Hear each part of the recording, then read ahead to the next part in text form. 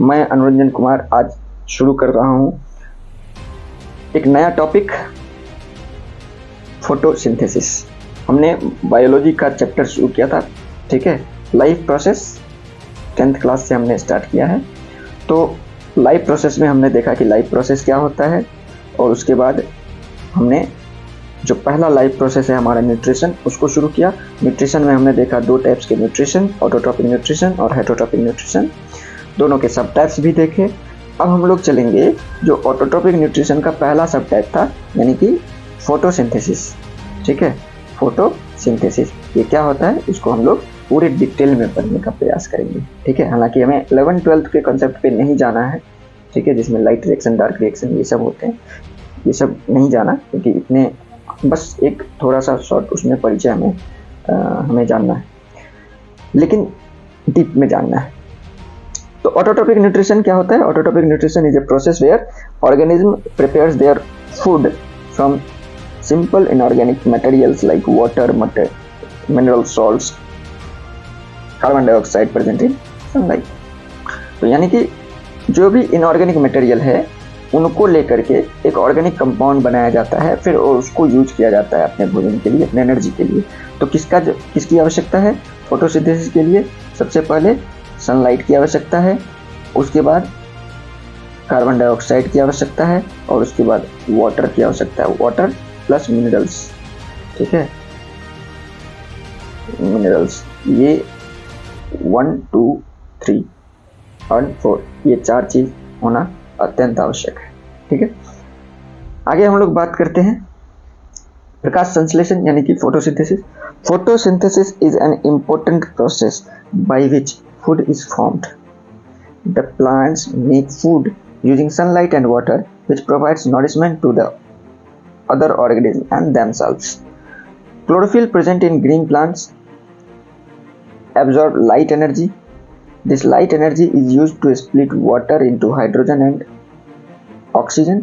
Hydrogen is used then to reduce the carbon dioxide into carbohydrates, typically glucose. Chlorophyll is essential for photosynthesis and stomata facilitate intake of carbon dioxide. इसको हम लोग समझने का प्रयास करते हैं कि आखिरकार ये क्या है। तो हिंदी में भी देख लेंगे बार। प्रकाश संश्लेषण एक महत्वपूर्ण प्रक्रिया है जिसके द्वारा भोजन बनता है। पौधे सूर्य के प्रकाश और पानी का उपयोग करके भोजन बनाते हैं, जो अन्य जीवों और स्वयं को पोषण प्रदान करता है। हरे भागों में मौजूद क्लोरोफिल प्रकाश ऊर्जा को अवशोषित करता है। कौन करता है? क्लोरोफिल करता है। इसको ध्यान में रखेंगे, जो आगे हम समझने वाले हैं उसमें काम आने वाला है। इस प्रकाश ऊर्जा का उपयोग पानी के हाइड्रोजन और ऑक्सीजन में विभाजित करने के लिए किया जाता है। फिर हाइड्रोजन का उपयोग कार्बन डाइऑक्साइड को कार्बोहाइड्रेट, आमतौर पर ग्लूकोज बनाने के लिए किया जाता है। और क्लोरोफिल प्रकाश संश्लेषण और रंध्र के लिए कार्बन डाइऑक्साइड के सेवन में सुविधाजनक बनाने के लिए आवश्यक है, ठीक है। तो चलिए हम लोग देखते हैं कि इसमें क्या होता है, फोटोसिंथेसिस में क्या होता है। तो सबसे पहले हमें चाहिए एक ग्रीन प्लांट्स, ठीक है, ग्रीन प्लांट। और ये ग्रीन क्यों होगा? क्योंकि इसके अंदर होता है क्लोरोफिल, ठीक है।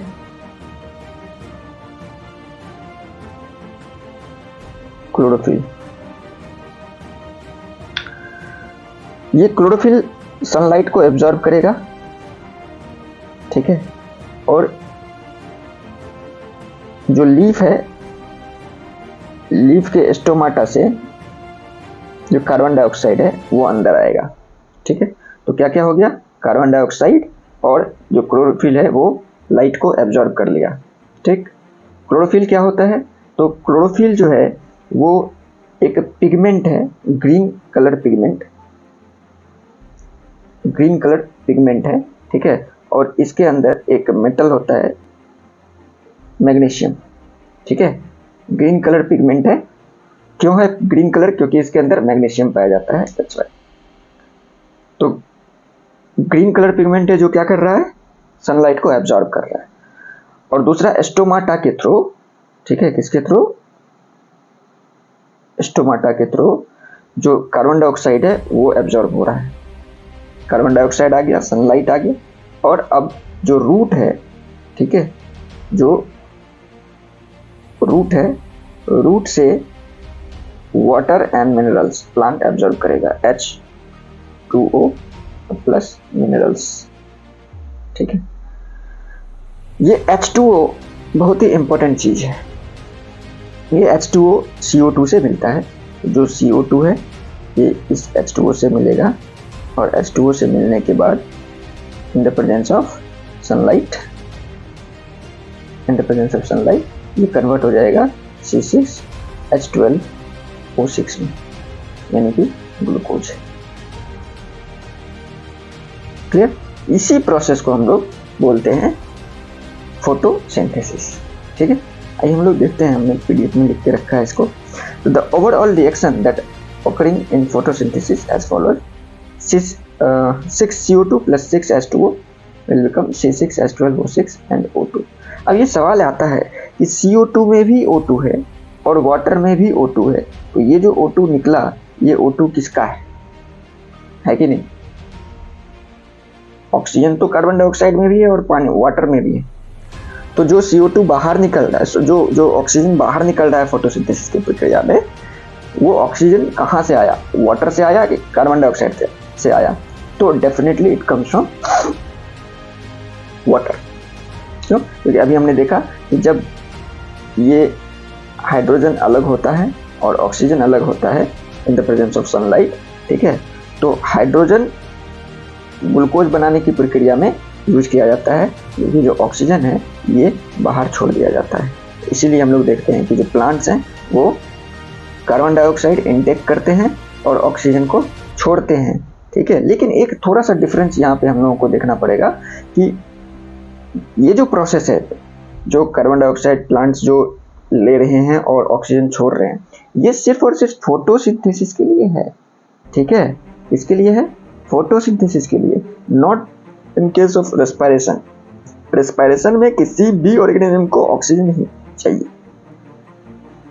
क्लियर? बिना ऑक्सीजन का रेस्पिरेशन नहीं हो सकता। तो डोंट थिंक लाइक दैट कि प्लांट जो है वो रेस्पिरेशन के लिए कार्बन डाइऑक्साइड लेता है और ऑक्सीजन छोड़ता है। नहीं, वो कार्बन डाइऑक्साइड लेता है फोटोसिंथेसिस के लिए, और फोटोसिंथेसिस में जो बाय प्रोडक्ट O2 निकलता है उसको वो बाहर निकाल देता है। समझ में आ गई बात? चलिए नेक्स्ट हम लोग बात करते हैं स्टोमाटा। हमने अभी देखा कि जो स्टोमाटा है उससे कार्बन डाइऑक्साइड का इंटेक होता है प्लांट्स में। ठीक है, stomata are the pores on the leaves that help in the exchange of gases.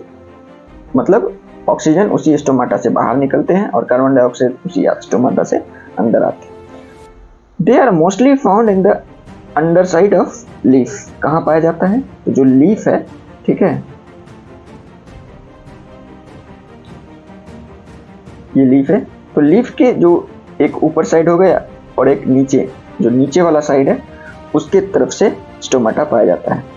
Each stomata guarded by guard cell. ठीक है, प्रत्येक स्टोमाटा में 2 गार्ड सेल होते हैं, विच कंट्रोल, अभी हम लोग इसका बाकायदा पिक्चर देखेंगे किस तरह से होता है, which control the opening and closing of the pore. ठीक है, the water content of the guard cell is responsible for the function mechanism of opening and closing. अब देखते हैं हम लोग ये जो स्टोमाटा है ये कैसे फंक्शन करता है। ठीक है, स्टोमाटा फंक्शन कैसे करता है। ये रहा हमारा स्टोमाटा। ठीक है, और ये जो है ये एक गार्ड सेल है और ये दूसरा गार्ड सेल है। ठीक है, तो अभी जो है स्टोमाटा क्लोज है। क्लियर? अभी जो है स्टोमाटा क्लोज्ड है, this is called close stomata, और this is stomata open stomata. इसमें क्या सब है? तो एक गार्ड सेल में एक न्यूक्लियस है हमारा, क्लोरोप्लास्ट है हमारा, वैक्यूल है। ठीक है, तो ये पूरा गार्ड सेल हो गया और सेल वॉल है। क्लियर?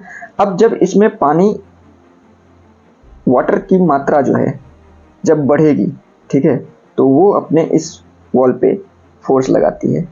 ठीक है, अपोजिट डायरेक्शन में फोर्स लगाती है। हालांकि ये हर तरफ फोर्स लगता है, जब पानी किसी भी कंटेनर में आप रखेंगे वो अपने चारों डायरेक्शन में फोर्स लगाएगा, इसमें भी वही होता है। बट चूंकि ये वाला वॉल जो है गार्ड सेल का ज़्यादा मजबूत होता है इस वाले वॉल से, तो इसलिए जो है ये इस तरह से ओपन हो जाता है। ठीक है, इस तरह से ओपन हो जाता है। तो ये स्टोमाटा का पोर हो गया, जिसके थ्रू जो कार्बन डाइऑक्साइड है वो जाता है और ऑक्सीजन बाहर आता है। क्लियर है? तो किस कारण ये ओपनिंग एंड क्लोजिंग हो रहा है? वाटर के कारण, because of the water present in it. ठीक है, तो आज के लिए नेक्स्ट हम लोग देखते हैं कि क्या है ये। तो स्टोमाटा पत्तियों के छिद्र होते हैं जो गैस के आदान प्रदान में मदद करते हैं। ये अधिकतर पत्ती के नीचे पाए जाते हैं। पत्ररंध्र कोशिका द्वारा संरक्षित जो छिद्र खुलने और बंद होने का नियंत्रण करता है। रक्षक कोशिका जल सामग्री, रक्षक कोशिकाओं की जल सामग्री उनके कार्य के लिए जिम्मेदार होता है। यानी वो जो ओपन या क्लोज हो रहा है, ठीक है, तो ओपन और क्लोज होने का जो काम है वो केवल और केवल उनके अंदर जो वाटर कंटेंट है, ठीक है, जो जल सामग्री है, उसकी वजह से वो ओपन और क्लोज हो रहे हैं। क्लियर? नेक्स्ट हम लोग बात करेंगे टाइप्स ऑफ हेटरोट्रॉपिक न्यूट्रिशन। तो दोस्तों आज हम लोग बस यहीं तक रखेंगे। आगे हमारा जो नेक्स्ट वीडियो है वो यहाँ से शुरू होगा और फिर पूरे न्यूट्रिशन को हम लोग 2, 3, 4 वीडियो में और ख़त्म करेंगे, फिर रेस्पिरेशन पे चलेंगे। तब तक के लिए धन्यवाद। चैनल को रेगुलर वे में देखिए।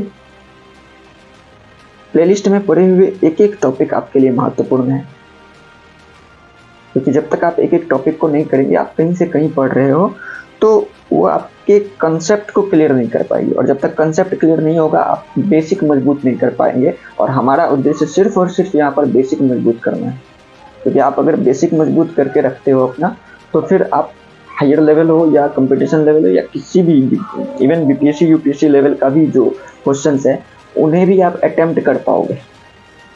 ठीक है, चलिए धन्यवाद। चैनल को सब्सक्राइब कर दें, लाइक कर दें और शेयर करें।